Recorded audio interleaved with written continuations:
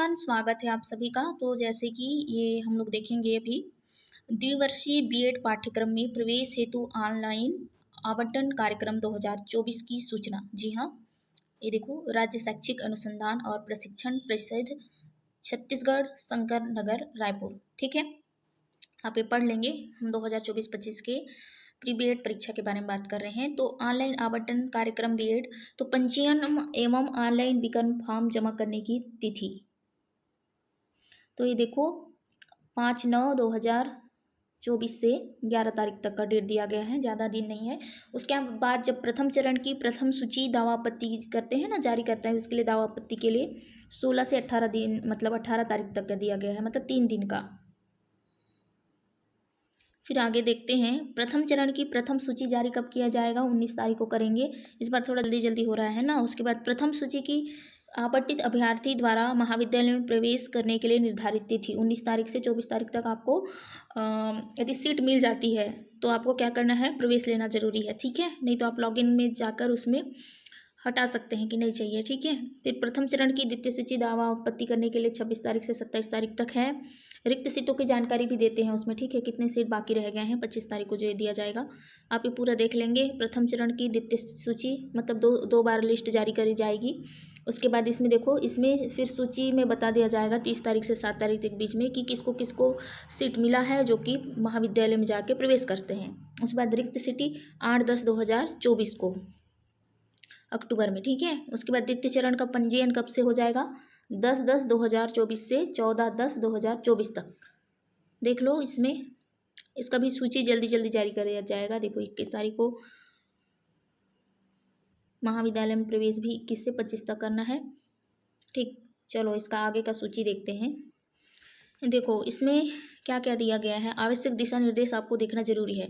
Pre BEd पाठ्यक्रम में प्रवेश के लिए पात्रता, देखो प्री बीएड प्रवेश नियम 2006 के अनुसार इसमें मान्यता प्राप्त विश्वविद्यालय से त्रिवर्षीय स्नातक, त्रिवर्षीय मतलब first year, second year, third year. देखो यदि आप स्नातक किए हैं, ठीक है, या पीजी करे हैं, पोस्ट ग्रेजुएट हैं, या समकक्ष हैं, मतलब पोस्ट ग्रेजुएट के लास्ट ईयर में है, तो आपको कितना प्रतिशत लाना है? 50% है आपका, तो ही आप क्या होंगे? पात्र होंगे, अभ्यर्थी क्या होंगे? पात्र होंगे प्री बीएड के लिए।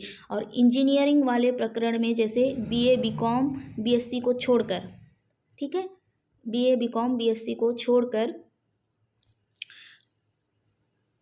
अन्य स्नातक उपाधि प्राप्त अभ्यर्थियों को कितना प्रतिशत चाहिए? 55% चाहिए, यदि आप बीए बीएससी वाले नहीं हैं, बीकॉम वाले नहीं हैं तो। और इसमें देखो आरक्षित वर्ग क्या है? एसटी एससी ओबीसी महिला और दिव्यांग और अलग अन्य विद्यार्थियों को क्या हो जाएगा? बीएड प्रवेश नियम के अनुसार अर्हता परीक्षा प्राप्तांक में 5% की छूट का प्रावधान भी होगा। ये देख लो, 50% होने पर उसको दे देंगे एडमिशन। ठीक, अब आगे देखो मेरिट लिस्ट क्या करेंगे उन लोग? मेरिट लिस्ट कब बनाएंगे? बीएड में आपको, प्री बीएड में, ठीक है, आपका जो सीजी प्री बीएड का एग्जाम 2024 में कितना अंक आया है उसके अनुसार, और आपका स्नातक में 50% होना जरूरी है तब जाके। ठीक है, अब देखो ऑनलाइन पंजीयन करने के लिए दस्तावेज जिनकी आवश्यकता होगी, किस किस चीज़ों की ज़रूरत होगी आपको? प्री बीएड का जो आप एग्ज़ाम दिया है उसमें कितना नंबर आया है उसका इंटरनेट से कॉपी निकालना होगा। ठीक है, रोल नंबर क्या करना पड़ता है उसमें डालना पड़ता है ना। यदि आप पिछले साल डाले भी होंगे तो पता चलेगा आपको कैसे कैसे करना है। उसके बाद बीएड पाठ्यक्रम में प्रवेश करने के लिए पात्र है तो क्या करना है आपको? स्नातक उपाधि प्राप्त होनी चाहिए, आपके पास होना चाहिए 3 वर्षों का। ठीक है, उसके बाद हाँ, यदि आप पीजी कर रहे हैं, पोस्ट ग्रेजुएट कर रहे हैं तो उस वर्ष की भी कॉपी आप दे सकते हैं। और जन्म तिथि हेतु 10वीं 12वीं का अंक सूची चाहिए, है ना। हाँ, और साथ में ये भी याद रखेंगे 31 दिसंबर 2024 स्थिति में न्यूनतम 20 वर्ष का होना चाहिए। ठीक है, उसके बाद यदि आपको आरक्षित वर्ग है, ठीक है, एसटी एससी ओबीसी वाले हैं, तो आपको प्रमाण पत्र जारी करना पड़ेगा उस पर। ठीक है, स्थायी निवासी। अच्छा, तो ऑनलाइन काउंसलिंग, जो काउंसलिंग करने की प्रक्रिया है, तो आप जैसे ही क्रोम में जाएंगे और उसमें आपको लिखना पड़ेगा, क्या लिखना पड़ेगा? देखो मैं आगे बता देती हूँ। इसमें आप यहाँ देख के कन्फ्यूज होते रहेंगे। यहाँ देखो स्टेप पहला, ये है ऑफिशियल वेबसाइट, देखो जूम कर दे रही हूँ, scert.cg.government.in 2024 लिखेंगे। ठीक है, उसके बाद ये वाला वेबसाइट में भी जा सकते हैं या फिर इस पे जाओ, दिख जाता है सबसे पहले। उसके बाद राइट साइड में आपको क्या दिखेगा, उसमें पंजीयन बटन करने का, क्लिक करने का ऑप्शन आता है, दिखा दूंगी, यदि वीडियो में आप चाहते हैं तो बता देना। उसके बाद स्क्रीन के दाहिने भाग में, ठीक है, उसमें दिखता है न्यू रजिस्ट्रेशन, उस पर क्लिक करना है। नियम और शर्त आप पढ़ सकते हैं। उसके बाद आपका स्टेट कौन सा है उसको चुनना है। उसके बाद अगले स्क्रीन में आपको मोबाइल नंबर पर OTP आ जाएगा, ठीक है। आपका मोबाइल नंबर मतलब होना चाहिए आपके साथ में, ठीक है।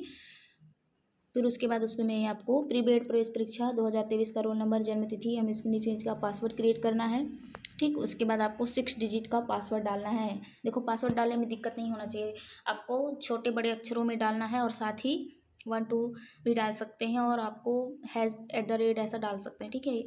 ऐसे करके सबमिट करके क्लिक कर देना है। अब देखो नीचे अगले स्क्रीन पर आपको लॉगिन ID नंबर दिखाई देगा, ठीक है। आप लॉगिन करेंगे तो उसको सुरक्षित कर लेना है, सेव करके रख सकते हैं कहीं से, उसको प्रिंट आउट करना है और उसके बाद लॉगिन टैब पर क्लिक कर देना है। फिर इसके पश्चात स्क्रीन खुलता है जिसमें लॉगिन ID आपके द्वारा सेट किया होता है, फिर उसमें कैप्चा कोड रहता है, सही से भरना है, आपको एंटर करना है। उसके बाद देखो डैशबोर्ड, और स्टेप 2 में क्या क्या करना है,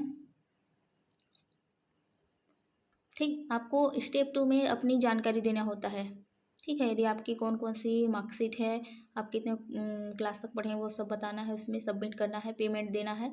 हाँ, और इसमें ध्यान रखना है, ये स्टेप 5 देखो, ऑनलाइन सबमिट व पेमेंट करने के बाद एडिट की सुविधा नहीं है, तो ध्यानपूर्वक आपको भरना है फॉर्म, ठीक है।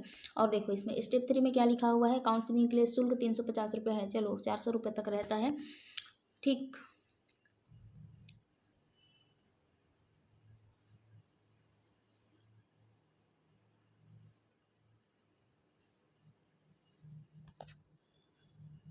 देखो एक ही विश्वविद्यालय का नाम आपको विकल्प में नहीं देना है, अधिक से अधिक आप दे सकते हैं, ठीक है।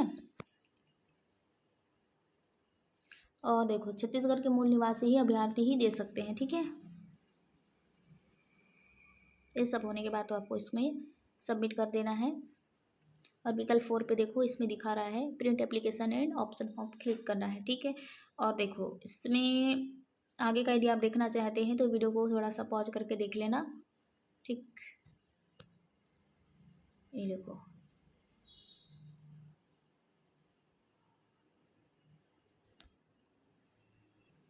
इसमें देखो आवंटन की सूचना निम्नलिखित माध्यम से प्राप्त कर सकते हैं। SMS के द्वारा सूचना दी जाएगी, SMS प्राप्त नहीं होने पर SCRT की क्या होगी, जिम्मेदारी नहीं होगी, तो आपको उस पर क्लिक करके देखते भी रहना है, ठीक है। SCRT के वेबसाइट पे जाके देखना है। लॉगिन में जाकर ID पासवर्ड डालकर अपना आवंटन पत्र देख सकते हैं, ठीक है। अब देखो इसमें चयनित अभ्यर्थी को महाविद्यालय में प्रवेश किस तरह से करेंगे, वो ये वीडियो बाद में बनने जाने से चलेगा, है ना।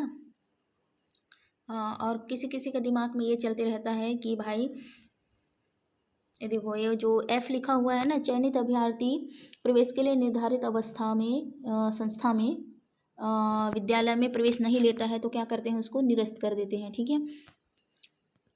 लॉगिन में जाकर निरस्त कर सकता है, यदि उसको वो वाला गवर्नमेंट सीट नहीं मिल रहा है या मिल भी रहा है नहीं चाहता है लेना, तो उसमें जाकर निरस्त कर सकता है, ठीक है।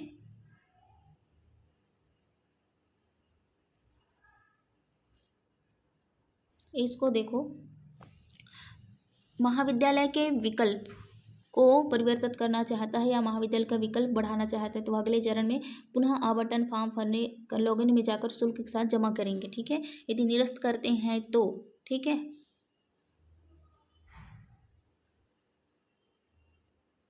चलो ठीक है, आप लोग इसको विकल्प को देख लेंगे और पढ़ लेंगे आराम से, और साथ ही टिप को भी देख सकते हैं आप लोग, ठीक।